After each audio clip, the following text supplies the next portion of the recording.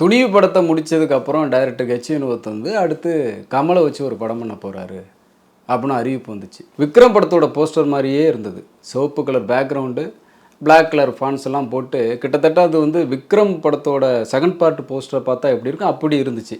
ஆனால் எனக்கு வந்து ஹெச் வினோத் மேலே பெரிய நம்பிக்கை. ஏன்னா அவர் வந்து மிகச்சிறந்த ஸ்கிரிப்ட் ரைட்டரு, சிறந்த இயக்குனர், என்ன நல்ல டேலண்ட் உள்ள ஒரு மனுஷன்.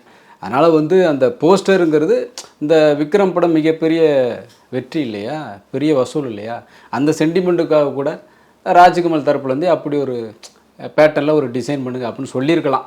அந்த அறிவிப்பு வந்த உடனே இது என்ன மாதிரியான படமாக இருக்கும் அப்படின்னு ஒரு கேள்வி வந்துச்சு. அது சம்மந்தமான செய்திகளும் வர ஆரம்பிச்சிச்சு. என்னென்னா இது வந்து விவசாயிகளை பற்றின கதை, அவங்க பிரச்சனைகளை வந்து என்ன டாப் டு பாட்டம் சொல்கிற கதை. இன்னொரு பக்கம் வந்து இந்த பாரம்பரிய நெல் விதைகளை பாதுகாத்தால அந்த மனுஷன், அந்த தங்கமான மனுஷன் நெல் ஜெயராமன், அவருடைய வாழ்க்கை வரலாறு தான் இந்த படத்தில் சொல்ல போகிறாங்க அப்படின்லாம் செய்திகள் வந்தது.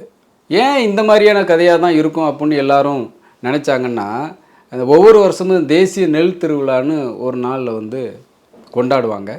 அதே மாதிரி 2023 தேசிய நெல் திருவிழா அன்னைக்கு விவசாயிகள் சில பேர் வந்து கமலை வந்து அவருடைய ஆஃபீஸில் மீட் பண்ணி பேசினாங்க.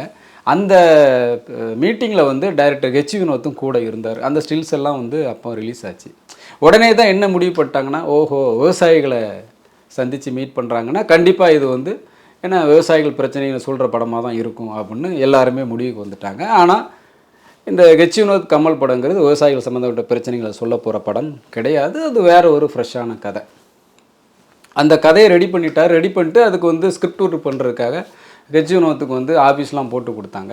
ஆக்சுவலி ஒரு ஸ்கிரிப்ட் ஒர்க்கு பண்ணிவிட்டு கமல்கிட்ட கொண்டு கொடுத்த உடனே அவர் கரெக்ஷன் சொல்கிறாரு. ஓகே, கமல் அவ்வளோ பெரிய நடிகர், அவர் கரெக்ஷன் சொல்லும்போது அவர் நடிகர் மட்டும் கிடையாது, தயாரிப்பாளர், இயக்குனர், இப்படி பன்முகம் கொண்ட ஒரு மனுஷன். சரின்னு ஹெச் வினோத் வந்து ஒரு கரெக்ஷனை போட்டு மறுபடியும் கொடுக்குறாரு. ரெண்டாவது தடையும் கமல் வந்து சில கரெக்ஷனை சொல்கிறாரு. அதையும் சரி பண்ணிவிட்டு கொண்டு கொடுக்குறாரு. மூணாவது தடையும் கமல் வந்து கரெக்ஷன் சொல்கிறாரு. இப்போ தான் ஹெச் வினோத்துக்கு கொஞ்சம் என்ன வருத்தம் வருது, என்னடா அது திரும்ப கரெக்ஷன் சொல்லிக்கிட்டே இருக்காரு அப்படின்னு. நாம் அந்த பழைய தமிழ் படங்களை பார்த்துருக்குறோம். என்னென்னா அந்த வில்லன் வந்து ஹீரோ அடிக்க வரான்னு வச்சுக்காங்களேன், ஹீரோ வந்து வில்லனுக்கு 3 சான்ஸு கொடுப்பாரு. 3 சான்ஸுனால் 3 தடவை வில்லன்கிட்ட ஹீரோ அடி வாங்குவார். 4ஆவது தடவை ஹீரோ வந்து வில்லனை போட்டு துவைக்க ஆரம்பிச்சிடுவார். அந்த மாதிரி ஒரு 3 தடவை ஹெச் வினோத்து கரெக்ஷன் போட்டு கொடுத்தாரு.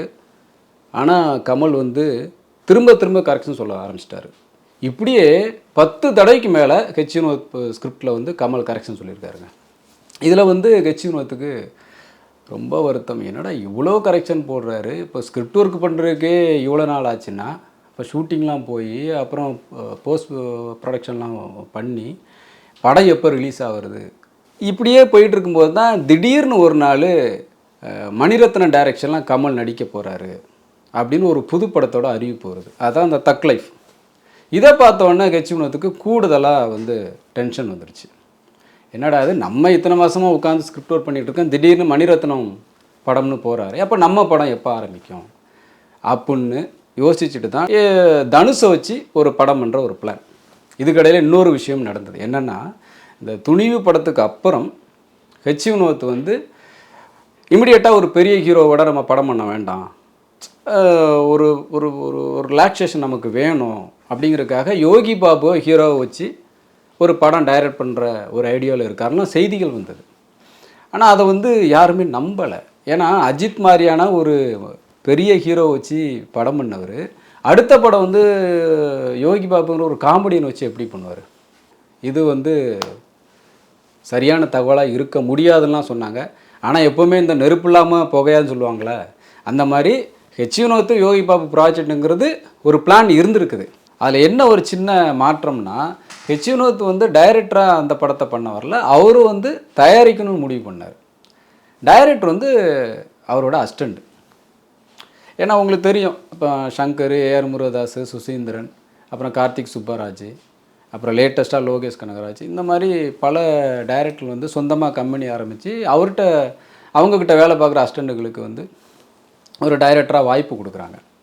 அப்படி ஒரு ஐடியாவில் ஹெச் வினோத் ஒரு ப்ரொடக்ஷன் கம்பெனி ஆரம்பித்து நம்மக்கிட்ட வேலை பார்க்குற எல்லா அசிஸ்டண்ட்டையும் வந்து அவங்கள வந்து இயக்குனராக கொண்டு வருவோம் அப்படின்னு பிளான் பண்ணி தான் ஒரு ப்ரொடக்ஷன் கம்பெனியை பிளான் பண்ணார். அதில் முதல் படமாக யோகி பாபு ஹீரோ வச்சு நம்ம படம் தயாரிக்கலாம் அப்படின்னு முடிவு பண்ணி அந்த ப்ராசஸ்லாம் போச்சு. இன்னும் சொல்லப்போனால் யோகி பாபு படத்துக்கு அப்புறம் இப்பா பாதிய ஹீரோவை வச்சு அவரோட இன்னொரு அசிஸ்டண்ட்டு படம் பண்ணுற பிளான், இப்படியெல்லாம் ஒரு ப்ரொடக்ஷன் கம்பெனி பிளான் வந்து நடந்தது.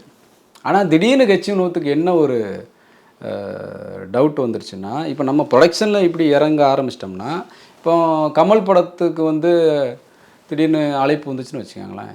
இப்போ ஒரு பக்கம் டைரக்ஷன், இன்னொரு பக்கம் ப்ரொடக்ஷன், ஒரே டைமில் 2 வேலையும் பார்க்க முடியாது இல்லையா? அதுவும் கமல் மாதிரியான ஒரு பெரிய ஹீரோ வச்சு பண்ணுற படத்துக்கு வேலைங்கிறது அவ்வளோ இருக்கும். அந்த சூழலில் ஒரு பக்கம் ப்ரொடக்ஷனை எப்படி வந்து நம்ம பார்த்துக்கிட்டு கமல் படத்தையும் டைரக்ட் பண்ணுறது அப்படிங்கிற ஒரு டவுட்டு வந்ததுனால, சரி வேண்டாம் ரொம்ப சுமைகளை நாம் வந்து தலையில் ஏற்றிக்க வேண்டாம் ஏன்னா அப்படின்னு முடிவு பண்ணி தான் சரி ப்ரொடக்ஷனை வந்து நம்ம ஹோல்ட் பண்ணி வைப்போன்னு ஹோல்ட் பண்ணிட்டார். அதுக்கப்புறமா தான் அந்த கமல் படத்துக்கான வேலைகளை அவர் ஆரம்பித்து போய்கிட்டு இருந்தார். நான் ஏற்கனவே சொன்ன மாதிரி கமல் வந்து கரெக்ஷன் மேலே கரெக்ஷனை சொல்லிக்கிட்டே இருந்தார். அதில் கட்சி வந்து பயங்கர அப்செட்டு. அதுக்கப்புறம் மணிரத்னம் படம் வந்து திடீர்னு அறிவித்ததுனால அது கூடுதலாக அப்செட் ஆகிட்டார். சரி கட்சி வினோத் ஸ்கிரிப்டில் வந்து கமல் கரெக்ஷன் மேலே கரெக்ஷனை சொன்னார், அதனால் கட்சி வினோத் வந்து அப்செட் ஆனார்லாம் சொல்கிறீங்களே, அப்போ லோகேஷ் எப்படிங்க கமலை வச்சு விக்ரம் படம் பண்ணார் அப்படின்னு ஒரு கேள்வி உங்களுக்கு வரலாம். எப்படி கட்சி வினோத் ஸ்கிரிப்டில் கமல் கரெக்ஷன் சொன்னாரோ அதே மாதிரி லோகேஷோட ஸ்கிரிப்ட்லேயும் கமல் கரெக்ஷன் சொன்னார். ஒரு தடவை சொன்னார், 2 தடவை சொன்னார். 3வது தடவை கரெக்ஷன் சொல்லும்போது லோகேஷ் என்ன பண்ணிட்டாருன்னா, அவரோட பவுண்டர் ஸ்கிரிப்ட் இருக்குல்ல அதை வந்து கமல்கிட்ட கொடுத்துட்டு சார் இதில் என்னென்ன கரெக்ஷன் போட நீங்கள் நினைக்கிறீங்களோ நீங்களே போட்டு பக்காவாக ரெடி பண்ணி என்கிட்ட கொடுத்துருங்க, நான் அதை வந்து உங்களுக்கு படமாக எடுத்து கொடுத்துட்றேன் அப்படின்னு சொல்லிட்டார். இந்த அப்ரோச் வந்து கமலுக்கு ரொம்ப பிடிச்சி போச்சு. அதனால தான் விக்ரம் படம் எந்த பிரச்சனையும் இல்லாமல் ரிலீஸ் ஆச்சு. படமும் மிகப்பெரிய அளவில் ஹிட் ஆச்சு. ஆனால் எல்லாருமே வந்து ஒரே மாதிரி இருக்கணும் அவசியம் இல்லை. ஒவ்வொரு இயக்குனருக்கும் ஒரு தாட்ஸ் இருக்கும், ஏன்னா ஒரு ஒரு ஒரு வே இருக்கும், அவங்களுக்குன்னு சில தனித்துவங்கள் இருக்கும். அவங்க இதை தான் பண்ணணும், இதை தான் பண்ணக்கூடாது அப்படின்னு ஒரு எண்ணம் இருக்கும். அதையும் தாண்டி ஒரு பெரிய ஹீரோ வந்து ஸ்கிரிப்டில் கரெக்ஷன் சொல்லும்போது 1-2 நம்ம வந்து அதை சேஞ்ச் பண்ணிக்கலாம். அதுக்காக மொத்த ஸ்கிரிப்டுமே வந்து சேஞ்ச் பண்ணணும் அப்படிங்கிறத எல்லா இயக்குனர்களும் ஏற்றுக்கணும் அவசியம் இல்லை இல்லையா? ஸோ அதனால தான் வந்து இந்த கட்சி வினோத் கமல் படங்கிறது டிலே ஆகிட்டே இருக்குது. இதுக்கு இடையில் அவர் வந்து சரி எங்கள் ராஜ்கமலில் இந்த படம் டிலே ஆகிட்டே இருக்குதே, இதுக்கு மேலே இவங்களை நம்பிக்கிட்டு இருந்தால் வேலைக்கு ஆகாது அப்படின்னு சொல்லிட்டு தான் அவர் தனுஷை வச்சு ஒரு படம் பண்ணிட்டு வரலாம் அப்படின்னு முடிவு பண்ணி அந்த படத்தை வந்து நம்ம லியோ தயாரிப்பாளர் லலித் அவர் வந்து தயாரிக்கிற மாதிரிலாம் ஒரு ப்ராசஸ் போச்சு. தனுஷுக்கிட்ட வந்து கட்சி வினோத் 3 கதை சொன்னார். அதில் ஒன்று வந்து சதுரங்க வேட்டை மாதிரி இருக்குமா. அந்த கதை வந்து தனுஷுக்கு ரொம்ப பிடிச்சி போச்சு. பிரதர் நம்ம இந்த கதையை பண்ணலாம், இது நல்லா இருக்குது, ரொம்ப பரபரன்னு இருக்குது அப்படிலாம் சொல்லி அந்த படம் பண்ணுற மாதிரிலாம் ஒரு பிளான் பண்ணிக்கிட்டு இருந்தாங்க.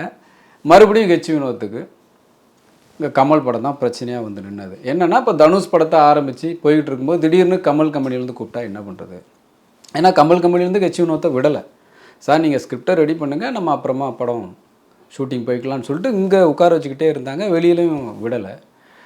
அதனால தான் வந்து இப்போ தனுஷ் படமும் அவரால் பண்ண முடியாத மாதிரி ஆச்சு. இப்போ கட்சி வினோத் வந்து கமல் படத்தை பண்ணுறாரா அப்படின்னா இல்லை, அவர் வந்து விஜய் படத்தை பண்ண போகிறார்.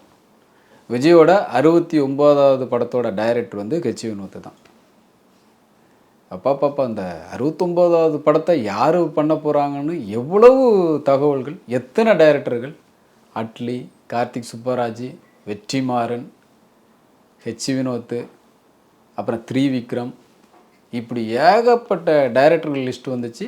ஃபைனலாக விஜய் வந்து ஹெச் வினோத்தை ஓகே பண்ணியிருக்கிறார். அது காரணம் என்னென்னா அவர் சொன்ன கதை. ஏற்கனவே ஹெச் வினோத் வந்து விஜய்கிட்ட 2-3 கதைகளை சொல்லிட்டாரு. அதில் அவர் சொன்ன ஒரு கதை வந்து பக்காவான பொலிட்டிக்கல் சட்டையர். ஆமாம், தமிழ் சினிமாவில் வந்து அமைதிப்படை படத்துக்கு அப்புறம் ஒரு ப்ராப்பரான ஒரு பக்காவான பொலிட்டிக்கல் சட்டையர் படம் வந்ததே கிடையாது. கிட்டத்தட்ட அந்த குறையை விஜயோட இந்த படம் சரி பண்ணும் அப்படின்னு சொல்கிறாங்க. அதுவும் இல்லாமல் விஜய்கிட்ட வந்து கட்சி வினோத் கதை சொல்கிறாரு. சொல்லி முடித்த உடனே விஜய் என்ன தெரியுமா நினச்சாரா, என்னப்பா இவ்வளோ டீட்டெயிலிங்காக ஒரு கதையை சொல்கிறாரு, எவ்வளோ விஷயங்கள் இருக்குது அப்படின்னு அப்படியே ஸ்டன் ஆகி நின்ட்டாராம். கதையை கேட்டு முடித்த உடனே விஜய் அப்படியே ஸ்டன் ஆகி நின்ட்டார். ஏன்னா எப்போவுமே கட்சி வினோத் வந்து ஒரு கதையை ரெடி பண்ணுறதும் சரி, ஸ்கிரிப்டை ரெடி பண்ணதும் சரி, டீட்டெயிலிங்காக பக்காவாக பண்ணுவார். அது வந்து விஜய்க்கு ரொம்ப பிடிச்சி போச்சு. சரி, நம்ம 2026 சட்டமன்ற தேர்தல் நிற்க போகிறோம். அதுக்கு முன்னாடி ஒரு தரமான படத்தை பண்ணணும், அது காலாகாலத்துக்கும் மக்கள் பேசக்கூடிய படமாக இருக்கணும் அப்படிங்கிறதுக்காகவே யோசிச்சுட்டு இருக்கும்போது, சரி கட்சி வினோத் நம்மக்கிட்ட ஒரு பொலிட்டிக்கல் சட்டையை சொன்னார், அதை நம்ம பண்ணிடுவோம் அப்படி முடிவு பண்ணி இப்போ அந்த படத்தை தான் விஜய் வந்து பண்ண போகிறாரு. அதுக்கான வேலைகள் சீக்கிரம் ஆரம்பிக்கும், அறிவிப்பும் வந்து கூடிய சீக்கிரத்திலே வரும் அப்படின்னு சொல்கிறாங்க. சரி, கட்சி வினோத் வந்து விஜய் படத்தை பண்ண போயிட்டார். அப்போ கமல் படத்தோட கண்டிஷன் தான் என்ன, அது எப்போ ஆரம்பிப்பாங்க, அதுக்கு முன்னாடி எப்படிரா வந்து ராஜ்கமல் வந்து விஜய் படத்தை பண்ணுறதுக்கு கட்சி வினோத்தை வெளியில் விட்டாங்க அப்படிங்கிற ஒரு கேள்வி இருக்கு இல்லையா. ரொம்ப சிம்பிள். கமல் வந்து இப்போ தக்லை படத்தில் நடிச்சுக்கிட்டு இருக்காரு. பாராளுமன்ற எலெக்ஷனும் வந்துருச்சு. இந்த எலெக்ஷனுக்காக இப்போ தக்லை ஷூட்டிங்கே வந்து நின்றுக்கிட்டு இருக்குது. அவர் இல்லாத போர்ஷங்களை தான் மணிரத்னம் எடுத்துக்கிட்டு இருக்கிறாரு. பாராளுமன்ற எலெக்ஷன் முடிஞ்சதுக்கு அப்புறம் தான் கமல் வந்து மறுபடியும் இந்த படத்தோட ஷூட்டிங் வருவார். சரி, அது வரைக்கும் இவர் ஏன் இங்கே இருக்கணும், இவர் அங்கே வச்சுக்கிட்டு இருக்க வேண்டாம் அப்படின்னு ராஜ்கமல் வந்து கட்சி வினோத்தை, சரி ஓகே சார் நீங்கள் விஜய் படம் பண்ணிட்டு வாங்க, அதுக்கப்புறம் நம்ம பண்ணிக்கலாம் அப்படின்னு சொல்லிட்டு ரிலீவ் பண்ணி விட்டுட்டாங்க. அதனால தான் கட்சி வினோத் விஜய் கூட்டணி உறுதியானது. அப்போ அந்த கட்சி வினோத் கமல் படம் எப்போ தான் ஆரம்பிப்பாங்க அப்படின்னா, அது கமல் கையில் தான் இருக்குது. ஏன்னா கமல் படங்களை பொறுத்த வரைக்கும் அவர் என்ன சொல்கிறாரோ அதுதான் முடிவு.